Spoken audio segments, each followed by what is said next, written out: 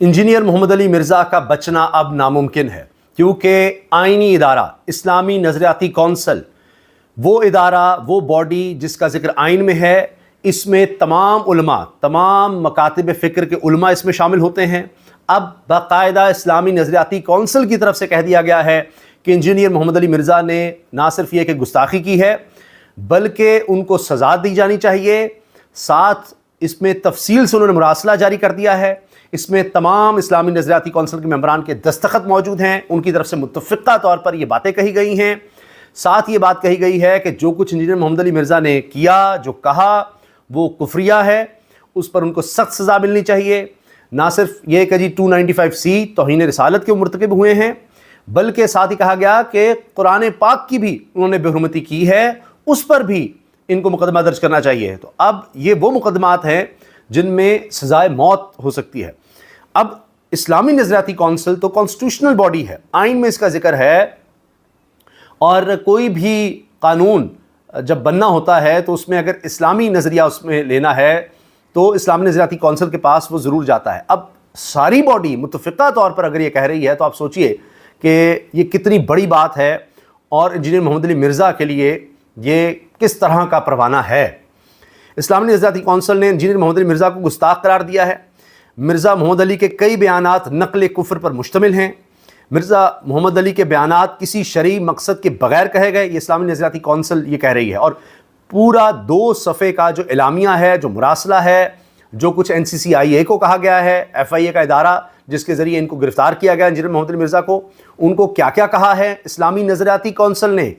ایک آئینی باڈی نے، وہ میں آپ کے سامنے پڑھوں گا۔ یہ میں مختصر آپ کو بتا رہا ہوں جو اس کا کرکس ہے، مین اس میں جو باتیں کی گئی ہیں۔ اسلامی نظریاتی کونسل کہہ رہی ہے نقل کفر پر مبنی بیانات کی بنا پر انجینئر مرزا سخت تعزیری سزا کے مستحق ہیں۔ انجینئر محمد علی مرزا نے بار بار نقل کفر پر مشتمل بیانات دہرائے، گستاخانہ جملے دہرانے سے مرزا محمد علی کا جرم مزید سنگین ہو گیا۔ شرعی اصول ہے کہ کفر کے الفاظ صرف جائز دینی ضرورت پر نقل کیے جا سکتے ہیں۔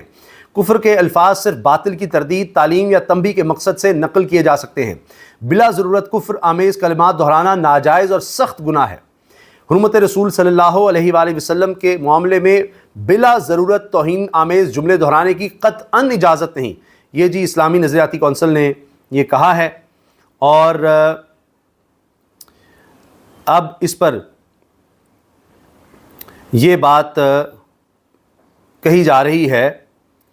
کہ اسلامی نظریاتی کونسل کی جو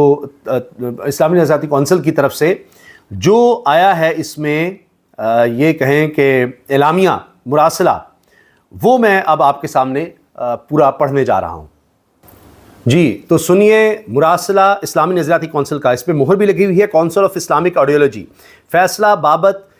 مرزا محمد علی انجینئر کے خلاف درج 295C کی FIR اور اس کے کلمات کا حکم۔ مراسلہ از National Cyber Crime Investigation Agency Rawalpindi, یہ اس کا عنوان ہے، اور سب کے دستخط ہیں اس میں۔ اگر میں تفصیل میں جاؤں تو بہت طویل وقت لگ جائے گا، اس کے ممبران نے دستخط کیے ہوئے ہیں۔ اچھا، اس میں لکھا ہے جی اسلامی نظریاتی کونسل نے اپنے 243ویں اجلاس مورخہ 24 ستمبر 2025 کے ضمنی ایجنڈا آئٹم نمبر 2 پر بحث کرتے ہوئے مرزا محمد علی انجینئر کے خلاف درج FIR کے حوالے سے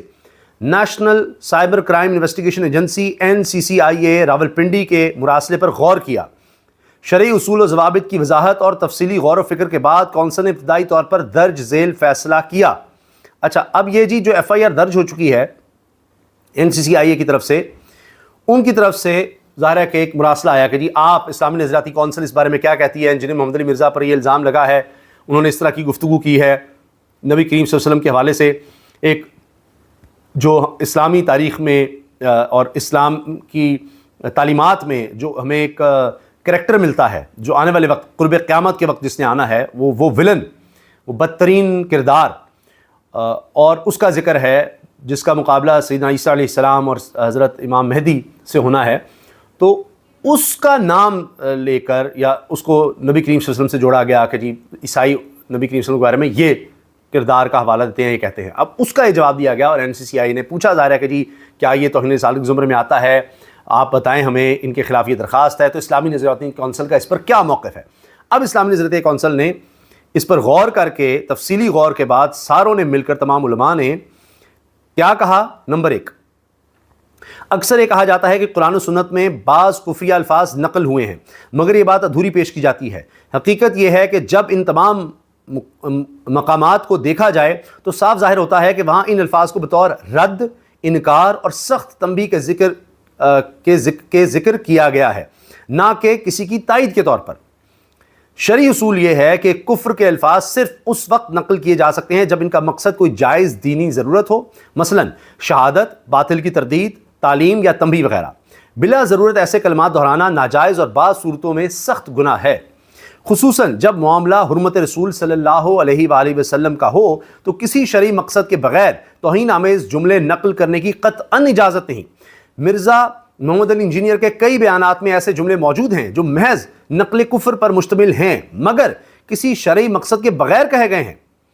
اس بنا پر ان کا یہ طرز عمل سخت تعزیری سزا کا مستحق ہے، اور چونکہ یہ عمل انہوں نے بار بار دہرایا ہے اس لیے ان کا جرم مزید سنگین صورت اختیار کر گیا ہے کہ بار بار یہ کہتے رہے ہیں، اس لیے اور زیادہ سنگین ہو گیا ان کا جرم۔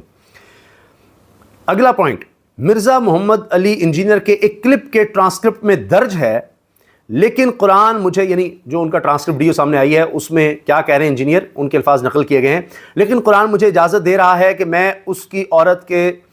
ساتھ شادی کر سکتا ہوں اگر وہ کسی کرسچن کی بیٹی ہے۔ سورہ مائدہ کی آیت نمبر 5، کس عورت کے ساتھ؟ جو میرے نبی کو، اب وہ کریکٹر کا لفظ ہے، میں چونکہ محتاط رہنا چاہیے، وہ لفظ بھی نہیں نبی کریم صلی اللہ علیہ وسلم کے لیے استعمال کیا جا سکتا اس کردار کا، تو آگے لکھا ہوا ہے کہ جو میرے نبی کو ڈیش سمجھتی ہے۔ اب یہ نقل کیا ہے جو بھی کہا انجینئر محمد مرزا نے اس کو اسلامی نظریاتی کونسل میں۔ آگے اب اسلامی نظریاتی کونسل کا پوائنٹ، مرزا انجینئر کی طرف سے یہ قرآن کریم پر بھی اتہام ہے اور مانوی تحریف بھی ہے۔ قرآن کریم کی یہ جو حوالہ دیا گیا ہے محلہ بالا آیت میں ایسا کچھ نہیں ہے۔ حوالے کے لیے آیت کا ترجمہ یہاں پیش کیا جاتا ہے، وہ کہہ رہے ہیں جی جس کا انجینئر محمد علی مرزا ذکر کر رہا ہے جس قرآن کی آیت کا، اس میں اس طرح کی بات نہیں ہے، اور اسلامی نظریاتی کونسل نے اپنا جواب جو NCCI کو دیا ہے اس میں وہ نقل کر رہے ہیں کہ قرآن مجید میں اصل میں کہا کیا گیا ہے۔ اب اس کا ترجمہ، آج تمہارے لیے پاکیزہ چیزیں حلال کر دی گئی ہیں اور ان لوگوں کا ذبیحہ بھی جنہیں الہامی کتاب دی گئی تمہارے لیے حلال ہے، اور تمہارا ذبیحہ ان کے لیے حلال ہے، اور اسی طرح پاک دامن مسلمان عورتیں اور ان لوگوں میں سے پاک دامن عورتیں جنہیں تم سے پہلے کتاب دی گئی تھی تمہارے لیے حلال ہیں، جبکہ تم انہیں ان کے مہر ادا کر دو، مگر شرط یہ کہ تم انہیں قید نکاح میں لانے والے عفت شار بنو، نہ کہ محض ہوس رانی کی خاطر، اعلانیہ بدکاری کرنے والے اور نہ خفیہ آشنائی کرنے والے، اور جو شخص احکام الہی پر ایمان لانے سے انکار کرے تو اس کا سارا عمل برباد ہو گیا اور وہ آخرت میں بھی نقصان اٹھانے والوں میں سے ہوگا۔ یہ جو انہوں نے کہا کہ حوالہ بالا آیت حوالہ بالا آیت کے حوالے سے ان کے بیان کی خط کشیدہ عبارت اس کے ذاتی الفاظ ہیں جو اس آیت میں کہیں موجود نہیں، اس لیے مرزا انجینئر کا یہ بیان قرآن کی توہین اور مانوی تحریف کے زمرے میں بھی آتا ہے اور توہین رسالت کو بھی مستلزم ہے، لہٰذا ان پر عائد دفعات میں توہین قرآن کی دفعہ بھی شامل کی جائے۔ آگے سے اسلامی نظریاتی کونسل کا ہے صرف توہین رسالت نہیں، توہین قرآن بھی کی گئی ہے، یہ بھی ان پر چارج لگایا جائے، یہ دفعات بھی ان پہ شامل کی جائیں، قرآن کی توہین کرنے کی بھی۔ اگلا پوائنٹ، کونسل نے ملاحظہ کیا کہ national Cyber Crime Investigation agency NCCIA کے آفیسر کی طرف سے دفتر کونسل کو بھیجا گیا مراسلہ جانبداری کا تاثر دیتا ہے، کیونکہ مدعی کی طرف سے اپنے موقف کے حق میں جمع کیا گیا تحریری مواد اور فتاویٰ اس کے ساتھ نہیں لگائے گئے، جبکہ صرف مرزا انجینئر کے حق میں دیے گئے فتاویٰ مہیا کیے گئے ہیں۔ کسی بھی طرح کسی تفتیشی ادارے کو کسی ملزم یا مدعی کا یک طرفہ موقف رائے حاصل کرنے کے لیے پیش نہیں کرنا چاہیے۔ لیں جی، اسلامی نظریاتی کونسل نے NCCI کو بھی آڑے ہاتھوں لیا ہے کہ آپ نے صرف انجینئر کے حق میں جو باتیں ہیں وہ ساتھ لگائی ہیں، جو مدعی نے جو باتیں کہیں انجینئر کے خلاف وہ نہیں لگائیں، وہ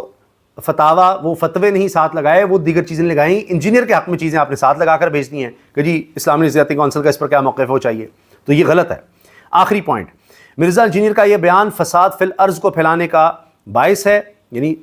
زمین پر فساد پھیلانے کے باعث ہے جو اس نے کہا، اسی لیے پاکستان کی مسیحی برادری کو ایک مراسلہ بھیجا جائے گا کہ وہ تحریری طور پر واضح کریں کہ مرزا محمد علی انجینئر نے شان رسالت مآب صلی اللہ علیہ وآلہ وسلم کے بارے میں جو الفاظ کہے ہیں کیا ان کی مقدس کتابوں اور اجتماعی طور پر ان کی یہ رائے ہے کہ نہیں۔ ان کے جواب کے بعد ہی تفصیلی فیصلہ مرتب کیا جائے گا۔ اجلاس کے دوران عیسائی برادری کے فادر جے ایم چنن کا وائس میسج سنایا گیا، جس میں انہوں نے اس بات کی سختی سے تردید کی اور کہا کہ ایسا کوئی لفظ ہمارے ہاں موجود نہیں، اور اسی طرح پاکستان میں اہم ترین مسیحی قائدین بھی اس بات کو اپنے اوپر تہمت قرار دیتے ہیں۔ لیے جی ختم۔ یعنی جو بات انجینئر محمد علی مرزا نے کہی کہ جی عیسائیوں کے ہاں یہ کانسیپٹ ہے نبی کریم صلی اللہ علیہ وسلم کے بارے میں، وہ یہ کہتے ہیں، تو توبہ نعوذ باللہ، تو عیسائی بھی کہہ رہے ہیں کہ ایسا کچھ نہیں ہے، یہ ہم پر تہمت لگائی گئی ہے، ہماری کتابوں میں یا ہمارے مذہب میں نبی کریم صلی اللہ علیہ وآلہ وسلم کے حوالے سے ایسی کوئی بات نہیں ہے۔ تو یہ ہے جی اسلامی نظریاتی کونسل کا موقف۔ انجینئر محمد علی مرزا گرفتار ہیں، اڈیالہ جیل میں ہیں، ان پر مقدمہ چل رہا ہے،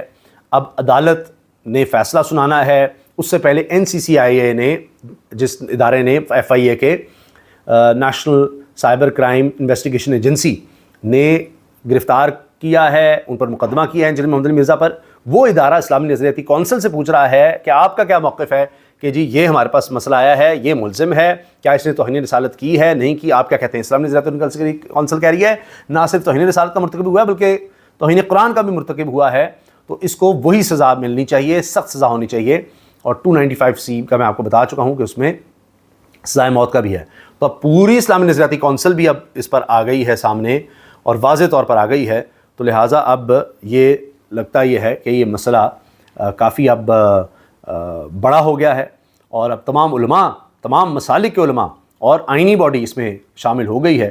تو اب تو انجینئر مرزا بچ نہیں سکتے۔ اللہ حافظ۔